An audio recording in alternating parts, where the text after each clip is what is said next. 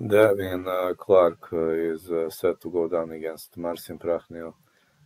Devin Clark was having ups and downs, losses to Kutalaba, Smith, Murzakanov, Zechukwu, and great victories over William Knight and Down Jung. He's got a knockout power, but Marcin Prachnio is a master of long words.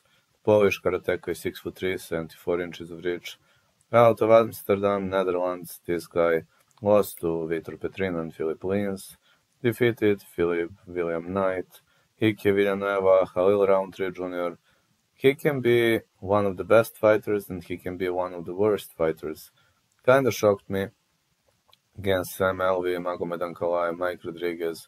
He fought horrible in those fights, but then against Khalil Roundtree he put on some of the greatest performances of his career, also against William Knight. He is a distance fighter, his long-range strikes are amazing. I'm gonna say if fight starts round 3. I would like to say Prachnio to win, but the guy is so unpredictable, man. This is really a 50-50 fight to me. I'm hoping Prachnio for the victory, but this is so unpredictable.